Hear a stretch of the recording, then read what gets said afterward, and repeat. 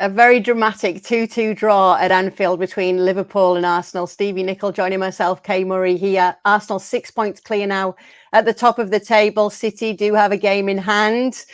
It all really does make it even more tense when it comes to this title run in, Stevie, Nicol, especially with Arsenal and City still having to face one another. Did the tide turn in City's favour today at Anfield? I don't think you can go that far. Certainly the result favoured City, but the truth is it's still in Arsenal's hands, and quite frankly, that's all any team would like, regardless of whether it's Arsenal or anybody else. So if you're City, you're a happy camper that they dropped a couple of points. In fact, if you're City, you by the end of this game, you'd be thinking they could have got no points and should have lost the game with the amount of chances that Liverpool had in this second half. You know, a completely contrasting game. If you're a City fan or if you're a City player, you know, at 2-0 up, this game's over. As I certainly thought it was. And then from nowhere, Liverpool put a bit of pressure on with 5 minutes to go in that first half, and then came out in the second half and absolutely dominated this game from start to finish. And really, by the end of it, I think deserved to win the game. But it's a point for Arsenal. It's a good point for Arsenal, particularly the way the game finished. So, you know, at the end of it, City will be pleased. Not ecstatic, but pleased. And Arsenal, I guess, if they look at it in the cold light of day, even though they were 2-0 up by the end of the game, boy, they were happy to hear that final whistle.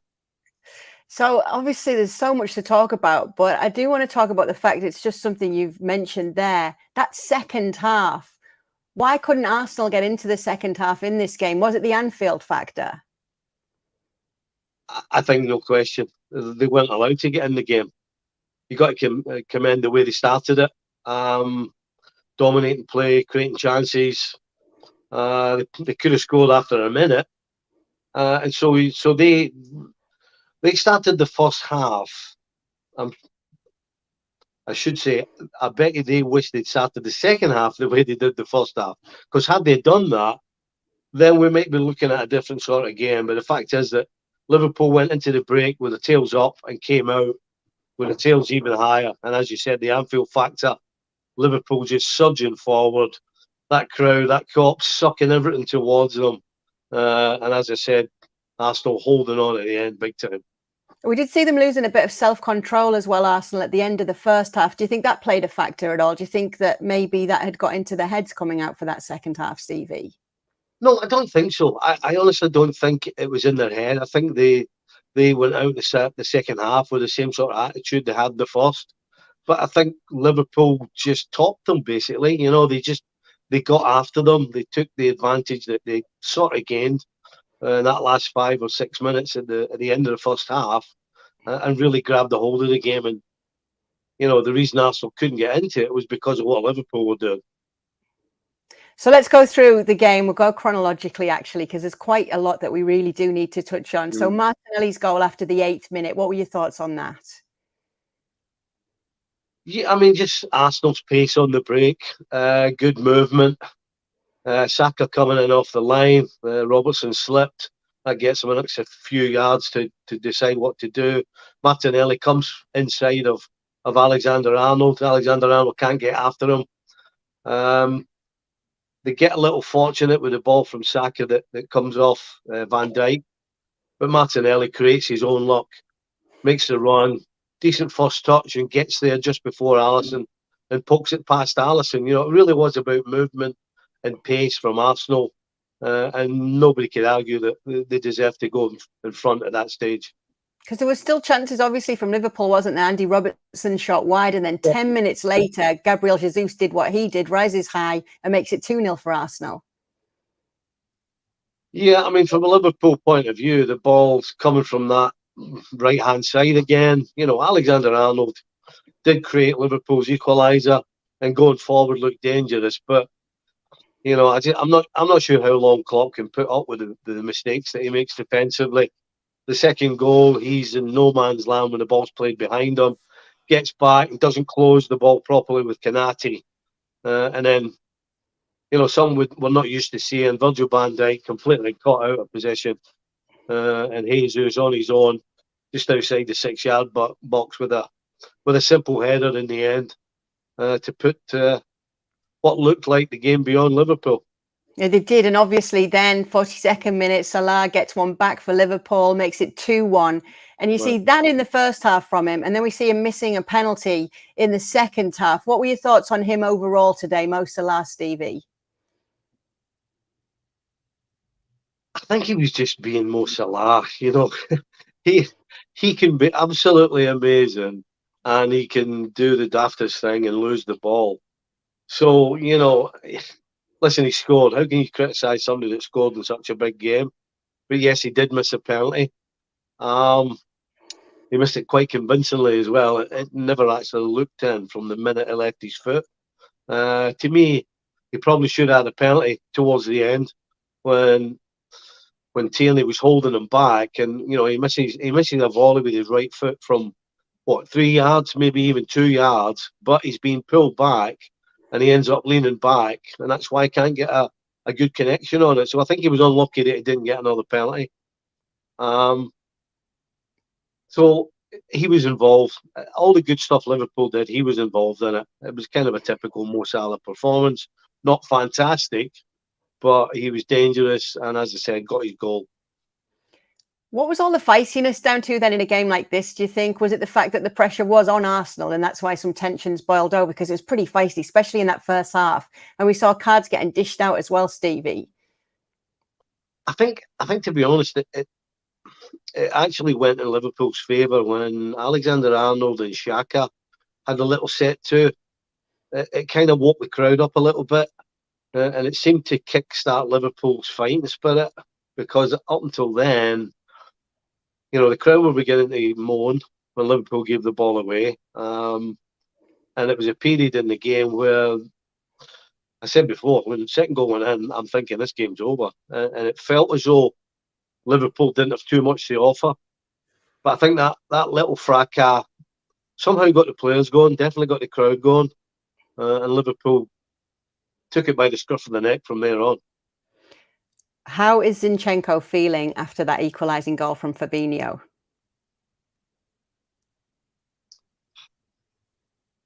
He'll be nobody likes getting megged. Let's start there. Whether it's on the halfway line and the opposition penalty box, nobody likes getting megged.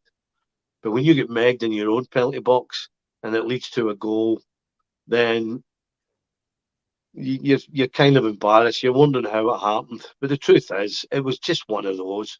There didn't even look enough room for him to get megged. But it's Bobby Firmino. I mean, I wish I had $1 for every meg Bobby Firmino's had in his career. So from that point of view, you shouldn't feel too badly done. But beg your pardon, it was Trent Alexander-Arnold, not Firmino. But either way, I'll take $1 from him as well. I think I just said Fabinho on the goal as well. Obviously, it was Firmino on the goal. Fabinho put a header on, yeah. Yeah, so obviously, what does that do for Liverpool? The fact that they did show that they could fight back like that and come away with a point against the league leaders. How many times are you going to ask me this question every weekend? Stevie, what do you expect? But it's like 1 in 4 we talk like this. This has to be a big deal for Klopp's men, Stevie. What they've done here against the league leaders, Arsenal, who many were saying, oh, no, that they don't win at Anfield and they haven't done so since 2012, but we think they will today. So many were expecting that. The bookies had them as favourites even coming into it. I appreciate your enthusiasm. However, Liverpool not quite ready yet to be favourites stepping on the field against anybody. And that's just the truth. They got 8 games left. If they can get some consistency between now and the end of the season, then you never know, because teams like Tottenham aren't particularly consistent. Brighton, as good as they're playing, haven't got the results the last couple of weeks. So the teams around Liverpool aren't exactly on fire.